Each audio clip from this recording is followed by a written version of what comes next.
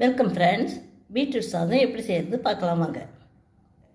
அதுக்கு கட் பண்ணது பீட்ரூட் வந்து ஒரு 200 கிராம் கப்பில் ஒரு கப் எடுத்திருக்கேன். ஒரு பெரிய வெங்காயம், ஒரு 10 பல் பூண்டு, பச்சை மிளகாய் 2 பச்சை மிளகாய் அரிஞ்சு எடுத்திருக்கேன். 200 கிராம் கப்பில் ஒரு கப்பு பாசுமதி ரைஸ் எடுத்திருக்கேன். 200 கிராம் இதை கழுவி எடுத்துகிட்டு வரணும். அடுப்பில் குக்கர் வச்சு ஒரு 6 ஸ்பூன் அளவுக்கு சின்ன ஸ்பூனில் எண்ணெய் ஊற்றணும். எண்ணெய் காஞ்ச உடனே இந்த கறி மசாலா, இலை, பட்டை, லவங்கம், கல்பாசி எல்லாம் இதில் போடணும். போட்டு இது செவந்த உடனே இதில் அரிஞ்சு வச்ச வெங்காயம், பச்சை மிளகாய், பூண்டு இதை இதற்கு போடணும். இந்த அளவுக்கு வதங்கின உடனே ஒரு ஸ்பூன் இஞ்சி பூண்டு விழுது சேர்க்கணும்.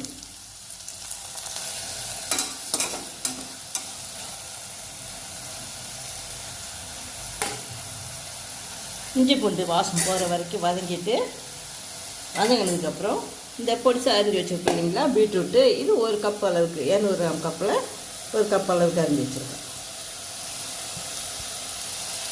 அதை இதில் போடணும்.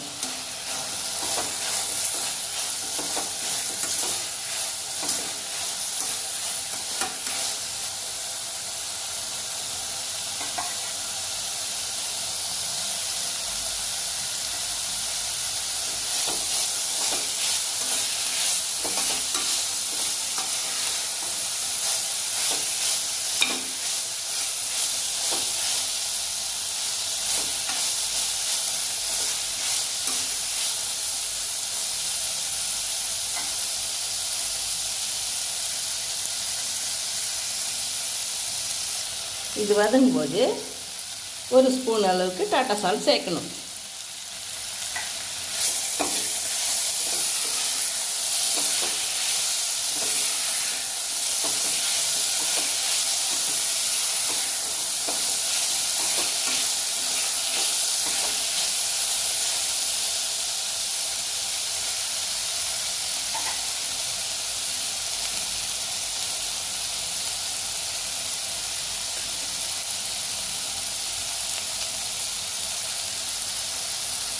இது நல்லா வதங்கும் போது ஒரு சின்ன மூடியில் தேங்காய் துருவி அதை பால் பொழிஞ்சு எடுத்துக்கணும்.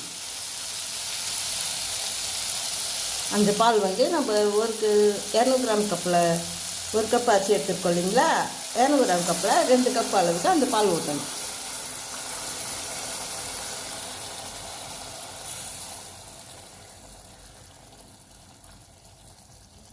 இதில் ஒரு 1/2 ஸ்பூன் அளவுக்கு தனி மிளகாய்த்தூள் போட்டுக்கணும். ஒரு சின்ன ஸ்பூனில் 1/2 ஸ்பூன் அளவுக்கு கரம் மசாலா பொடி போட்டுக்கணும்.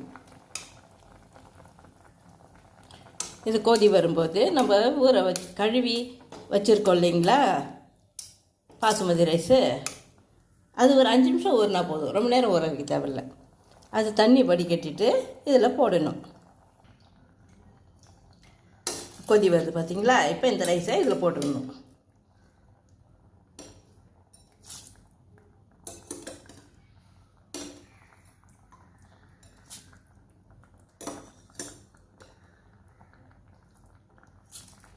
அரிசியை போட்டுட்டு குக்கர் மூடி குக்கர் வெயிட் போட்டுடணும். போட்டு 3 விசில் வந்த பிறகு மீடியம் தீயிலே வச்சு 3 விசில் வந்ததுக்கப்புறம் நிறுத்திட்டு ஆற வச்சுட்டு திறந்து பார்க்கணும். இதை பாருங்கள், 3 விசில் வச்சு அந்த குக்கர் விசில் ஆறினோடனே எடுத்துட்டு எவ்வளோ நல்லா வந்திருக்கு பார்த்தீங்களா.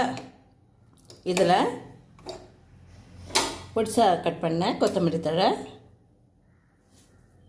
புதினா சேர்த்து கிண்டிடணும்.